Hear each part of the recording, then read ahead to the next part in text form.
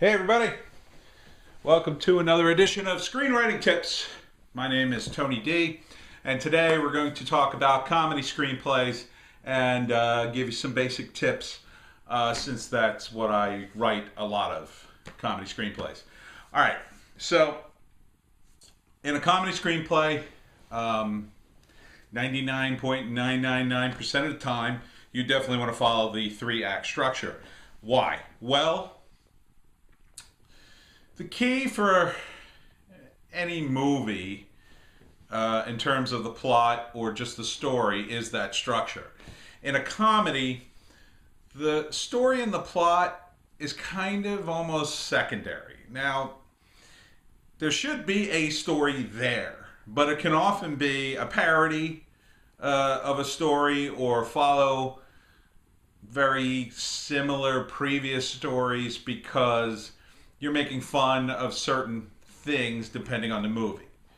It may not be an outright parody, but for instance, if you're doing a comedy movie and it's a cop thing, you're going to want to ape the format and structure of a cop movie in that three-act structure. And you want to do, same thing if it was a heist movie, comedy, right? The structure itself lends credence to the story, right? And you want that story, especially in the first act, to have a lot of credence and be very normal and serious. Because when you do comedy, and you'll learn this if you take a lot of improv classes, one of the main things you do in an improv scene is you heighten. You heighten the emotion or the action or the trait or whatever it is, and you push it to its logical conclusion. You do this across a screenplay, across the three acts to the third act. And that first act is like your first move in an improv scene. Your first move in an improv scene is often very innocuous. It's something relatively normal. So for me, and I'm dating myself a little bit, but I love the movie, in terms of comedy, Animal House. Animal House, the first act are the characters going to college. And it's relatively normal in that first act, for most of the first act. Yeah, some funny stuff happens, but nothing too crazy is happening in that first act. You're introducing the characters in the college, and it's all going to be about college life, and you're seeing that through the eyes of Pinto and Flounder as they join Delta House and rush it and become part of the frat. So that's basically the first act. And yeah, you see Bluto, and he's a drunken maniac, and you see the other guys, and they're going crazy, and then they do the scenes about letting them into the frat, and then hazing them and swearing them in, and all that stuff is a great wind up to what's going to happen. Also in a comedy, you want everything's about threes, so that's why the three-act structure is so perfect for comedy, right? So comedy comes in threes in improv, and it also holds true with a joke. So you have the setup, reaction, punchline. So all that first act is setup, which is why it's so normal and why the stakes should be pretty low in that first act. So we're not seeing in the first act of Animal House, the dean and his relationship with the town, right? Later we get that because that ups the stakes. But right in the beginning, it's really just the dean being annoyed that the guys from Delta House are even coming back to college, right? He hates them, and this year he's going to get them, and, but we're not seeing just how much he really hates them yet. We're just getting an inkling of like, yeah, these guys are a bunch of assholes, and he has to deal with them every year, but, at that point in the movie, you don't realize what's coming. Okay. So then in the second act, what happens? Well, a lot of the action, of course, because it's the second act. It's sort of the biggest act, and it's the meat of the movie. So in Animal House, we take all the things from the first act and we heighten them. So what happened in the first act? Well, you saw the characters get drunk and they party, and the dean hates them. So all those things, also the rival fraternity hates them too. So all those things get heightened, right? So the rival fraternity picks on the pledges, and Otter and Boone mess things up for Niedermeyer. You see things like the rival frat fixing it so they're going to fail a test, and then the whole double secret probation, and then they have a toga party anyway, right? So all this is like they're just heightening it, and they're just getting crazier and crazier.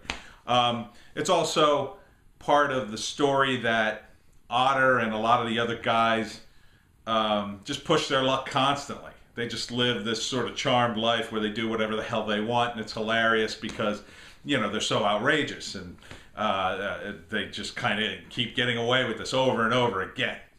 And the dean just gets angrier and angrier. Dean Wormer in that movie is just great. He was one of the great actors. So that heightening in the second act is part of it. You could also look at a movie like, and again, I'm really dating myself here, but The Blues Brothers. Another great movie in terms of comedy. The first act of The Blues Brothers begins very low. It's Elwood picking up Jake from the prison, right? And all that's relatively normal. And then, there's some weird stuff in the beginning. Jake's kind of angry and bitter, and he doesn't really have a sense or purpose, it seems. And then Elwood takes him to see the Penguin and their friend, who's played by Cab Calloway, who dresses just like them, and they set up the entire story, which is the orphanage is going to be sold because there's no more money. They can't pay the taxes on it. And then then comes the scene in the church where Jake gets the whole "I see the light." He gets his mission that they're gonna save the orphanage. They're on a mission from God, and that's the whole premise of the movie. And then in the second act of that, it's all about them trying to get the band back together, right? So in Animal House, they're just partying and going crazy and doing things that frat guys do. And in the second act of The Blues Brothers, it's about them on this mission to get the band back together so they can raise the money for the orphanage. So, and along the way, the various traits are constantly being heightened. So in the Blues Brothers case, Elwood is kind of this, I don't know how you describe him. He's kind of a slick guy. He's always got, the briefcase, and he has tools, and when he needs something, he's very professional kind of thief, where like Jake is kind of the crazy one. He just sort of thinks on his feet. And also there's sort of this implication throughout the movie that God's kind of protecting them, even though crazy stuff happens to them, like when the phone booth blows up and they just crash land, they get back up out of the glass and collect the change and go on their way. So, that kind of stuff just goes higher and higher and higher until we get to the third act. And by the third act in both those movies, the stakes are as high as they could go. So for the guys in Animal House, the stakes are they're going to be kicked out of college, the draft boards are going to be alerted, the frat is destroyed, and Dean Wormer's going to win. And they turn it around by sabotaging the parade. And the stakes there for the dean are, the mayor of the town says, I don't want any drunken riots in my town. And that's exactly what happens. For the Blues Brothers, the stakes are all about the orphanage and getting that money. And so they get this big gig, and then they have to, the cops are chasing them by the end of the movie because all the crazy stuff they've done. Carrie Fisher is after Jake because she's the jilted girlfriend. And so the final chase in the movie, and the Nazis, they're chasing the Blues Brothers too. So the climactic scene is them just like getting to the office to pay pay the money. And that's why they had this great excuse for this crazy chase, because they've made so many people mad during the course of the movie. And some of it's random. The stuff with the Nazis are very random. And the Blues Brothers just comes out of nowhere. They're just driving along, and the Nazis are having a protest, and they wreck it by driving through and making the Nazis jump off the bridge. So that part gets heightened, when the Nazis are just in the chase and then they all get killed. So this is the kind of things you got to keep doing. You got to keep heightening. You can't backtrack off on a comedy. Everything has to be bigger. So for Animal House, there are 3 events in Act 1, 2, and 3 that perfectly encapsulate the heightening. So the first act, Pinto meets a girl at the supermarket who's the cashier, right? And the cashier, he's shoplifting a bunch of stuff as part of a fraternity prank, and the cashier stops him, but she lets him go, and then he invites her to a frat party, the toga party, later in the movie. Then in the second act, she shows up to the toga party, and they almost have sex, but she passes out, and there's that crazy scene with the devil and the angel on his shoulder. And then in the third act, they have sex, and she reveals that I think she's only 15 or 14. And then the topper on the whole thing is at the end of the movie, after they destroy the town, and they come running up to the mayor, who's just horrified by all the events, and this, and she introduces them as, "This is the boy who impregnated me," and it's just the worst possible thing at this point that could happen to that character. And then the mayor goes bananas and tries to, chases after him, and he goes running away, and they have the freeze thing where they tell you what happens to Pinto and all the other characters. So that's the kind of heightening you want. So with Pinto, it was about his coming of age, played by the great Tom Hulse. His coming of age in the movie was central to the plot, because really him and his buddy Flounder are the guys you follow through college, because they're freshmen and they're just entering, and all the craziness that happens.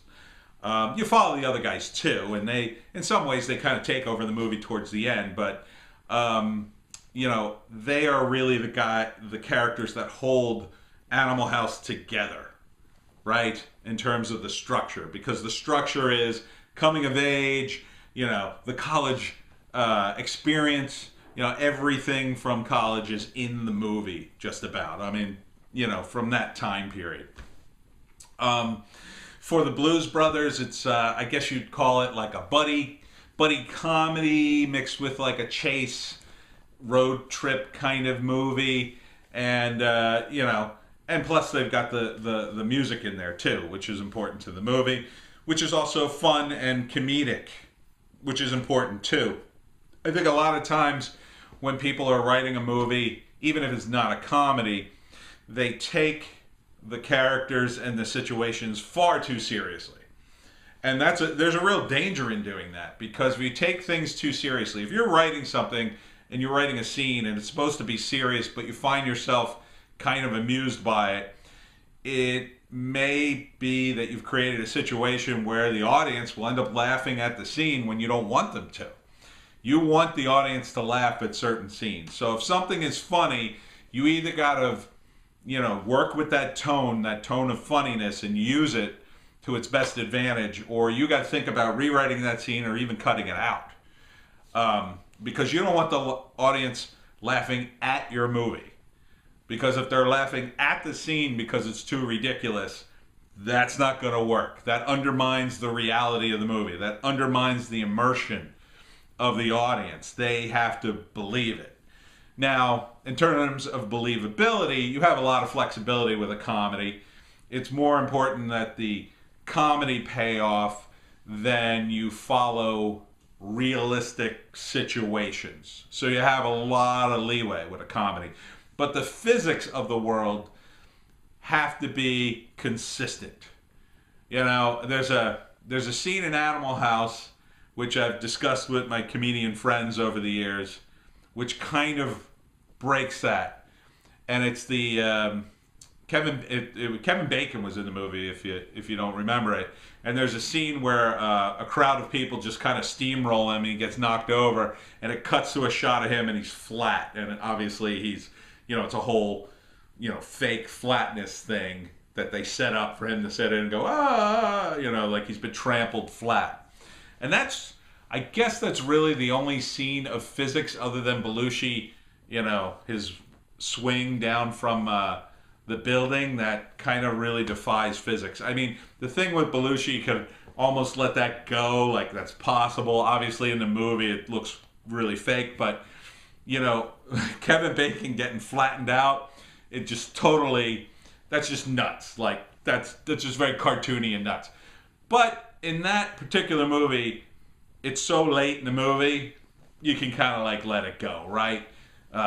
The movie's almost over. You've laughed all the way through it. That little one scene's not going to ruin it for you. If something like that happened early in the movie, you'd have to question what the hell's going on here, because that unreality would undermine everything.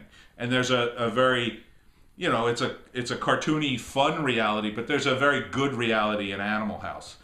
And if you're going to completely unravel it at the end like that, that's why you have to start at the beginning with a very, good foundation, a very real opening with a real college.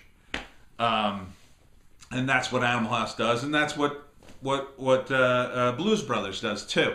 The reality of Jake getting out of jail feels very real in those opening credits. He's walking through the jail, and it's a real jail, and he's getting out, and he's obviously done something bad, and he's pissed off that his brother picks him up in an old police car, and it's good that they start that way. They start that way, nice and low in terms of the comedy.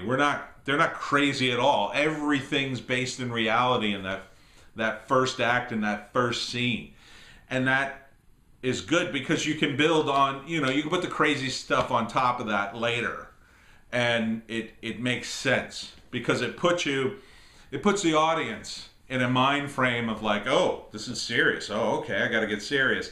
And that's better for you to laugh when surprising things happen. If you're already, a lot of these movies the parody movies, like the parody of Scream movies that they did, and, like Meet the Spartans and those kinds of movies, they're so ridiculous. The marketing is too ridiculous. You're just expecting to laugh from the moment the first scene starts. And they actually try that in those movies too. Like, the opening scene will be so ridiculous with ridiculous characters, with ridiculous names and ridiculous situations. It makes you numb the comedy by the time the first act's halfway over. Like, you've already sort of shot your wad in the first act. You don't want that. You want to build it up. I mean, even though the laughs aren't huge in the first act of something like Blues Brothers, they're still there. There's still fun moments, like, when Jake and Elwood are talking to the penguin, the nun, and she starts hitting him with the ruler, and every time they curse, she has to hit him again because they cursed, and that's what nuns do, and she just, ow, fuck, boom, shit, ooh, ow, and then she just starts hitting, going back and forth like this. I mean, that's a fun scene, even though that scene is not crucial to the end of the movie, other than the fact that they're going to save the orphanage. That scene is a fun scene. It's a little dark and creepy too, right? Because the way they shoot it.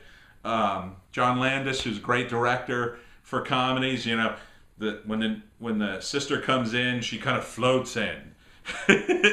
Because it's like this implication like she has power and she's powerful, and then at the end when she choose them both out for being hooligans, and then she kind of like floats back and the door shuts all on its own. Like, that's sort of this unnerving, something you didn't suspect in the scene. And that's really the key to comedy too. Surprise. You want to surprise people. You want it to be connected enough to the subject matter, and I think John Landis and people have been in Catholic school, there's always this idea that nuns have powers, you know. They're not like priests per se, but they have sort of powers all their own, you know. And that scene, the way it's shot, sort of implies that and plays on that. So that's what you want. You want something that's playful, but you don't want something, you know, crazy, ridiculous yet, like, you know, the Nazis at the end of the movie when they get killed, or, you know, the hundreds of soldiers that chase Jake and Elwood. You don't want that in the first two acts. That's a big scene you need to save for the end. All right, you have to pace yourself, and that's the problem with a movie, I think, like Meet the Spartans. It doesn't really pace itself very well, and it's just so ridiculous from the outset. It ends up undermining itself. If it was more realistic, you know, like some of these other movies, you lay this great foundation that you can do funny things with. You know, like when you have running gags, or like in Planes, Trains, and Automobiles, John Candy and Steve Martin. So it starts out very normal. It's just about two guys trying to get home for the holidays, and they team up to go, but they don't really know each other. And then it turns out, you know, John Candy's really, really annoying, and Steve Martin's just sort of barely tolerating him. But in the end, you know, during the course of the movie, he comes to find out that he's kind of a really sweet guy, and he shouldn't be so hard on him.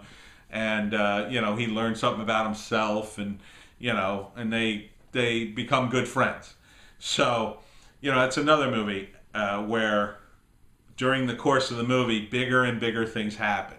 So early in the movie, when Steve Martin tries to get his rent-a-car, there's that funny scene where he curses out the rent-a-car woman. But then a much bigger scene later on is when him and John Candy are in the car, and they get mixed up and end up going the wrong direction on the highway. And, you know, there's that scene where, like, they end up, I think, going between two trucks, and they're both screaming, and then Steve Martin looks over to John Candy, and he's like in a devil outfit, and he's laughing, ah, you know, that kind of craziness. Like, that's for later in the movie. But then again, that's a different kind of comedy, right? The heightening in Planes, Trains, and Automobiles, the big payoff at the end of that, is more sentimental than something like the Blues Brothers and Animal House. In that movie, the big payoff is, yeah, it's about Christmas and family and stuff like that. You know, it's eventually John Candy gets so annoying that, you know, Steve Martin finally blows up at him, and then he feels bad and blah, blah, blah. You've seen the movie, I'm sure. So, the key, to summarize, the key with writing a comedy screenplay is you think 3-act structure, you think heightening. Comedy comes in threes, 1, 2, 3. Setup, first act, reaction, second act, punchline. Now, that doesn't mean you can't have some punchline, but it does mean by the second act, you really should stop setting stuff up. You know, at that point, you should have most of your setup in the first act. Maybe you can have something payoff, you know, some kind of setup in the second act, maybe early on. But you don't want to have like setup, reaction, punchline in the third act, if you know what I mean. You don't want to, you know, there's a rule in screenwriting, you don't want to introduce characters in the third act, you know, unless you have to. You kind of need to at least lay the groundwork for them to show up, if they're going to show up in the third act. Like, you know, John Candy at the end of Vacation, for instance, showing up in the third act. That's a character that works, but, you know, it works in the context that because he's the security guard. And really, that makes sense. You know, it's just, you know, it just happens they get John Candy, who did a great turn as the security guard, does a great character in that minute. But, you know, the majority of the movie, he kind of steals the scene almost at the end, but, you know, it's not like his character in that comedy, you know, other than to play out that final moment where Clark goes nuts and basically forces his way into Wally World, you know, anybody would have been there. I mean, they just need somebody who's sort of adult, really, right? I mean, they need some character, and part of his reaction, you know, it works that he's introduced late because his reaction is one of total shock because he didn't, you know, see it coming. It's not like you would need to introduce a guy like him, but he is, you know, he's a side character. It's really all about Clark going nuts at the end. So, setup, reaction, punchline. Keep those three things in mind when you write a comedy screenplay. All right, my name is Tony DiGerolamo. I'm a screenwriter. I also make comics. You can check my work out on the Webcomic Factory and Superfrat.